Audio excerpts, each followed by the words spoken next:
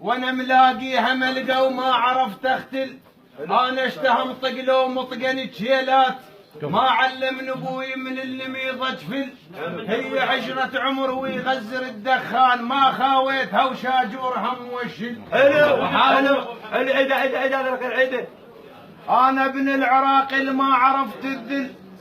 وعلي من صار التعرض واقفين وقوف، ولد حيدر علي حنا يخاف من الخوف. ولد حيدر علي حنا يخاف من الخوف. وشمرنا ويا الرصاص ريول ويا جفوف.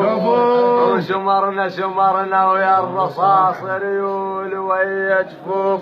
هو تشبو الماء وانضمهن، هو تشبو الماء وانضمهن، قمنا نعارج بالريلين. تشبو الماء وانضمهن، قمنا نعارج بالريلين. أنا الطالب والمجاهد محمد رمضان عبد. الحمد لله ربي رزقني الشيء الأصغر، وأنا كنت متمني الشيء الأكبر وهو الشهادة.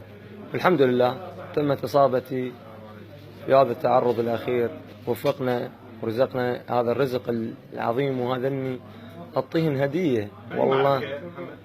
بالتعرض مال ليله 17 بالشهر مال بتل عفر بالسكراب، منطقه السكراب، صابتي بتر الايد اليمنى والساق اليمنى، والحمد لله والشكر. هاي هديه من عندي والله العظيم، هديه للامام، وافتخر وانا ما مقدم شيء، لا والله الله وفقني لهذا الشيء، وانا كنت متمني شهاده ولكن الله ما رزقني اياها. الحمد لله اخر اجل.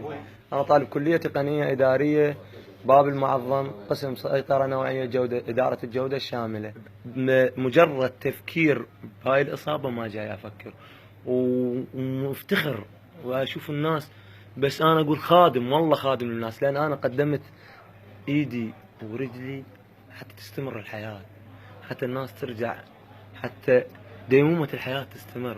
واحنا انا اقول مو الطالب مو بس مجرد ان يقدر يقدم بس مجال الدراسة او العلم، ممكن ان يقدم شتى المجالات، وهذا المجال يعني فخر وعز، يعني عندما تقف على الساتر وانت طالب علم وتدافع عن وطنك، يعني افتخار هذا، يعني حتى الوطن يعتز بك. واكو كلمات دارجه اسمعها عند بعض الناس والشباب طبقات المجتمع، يقول الوطن ايش مطينه؟ حبيبي الوطن شنو ايش مطيك؟ يا اخوي الوطن ما يعطي شيء، الوطن انت تعطيه.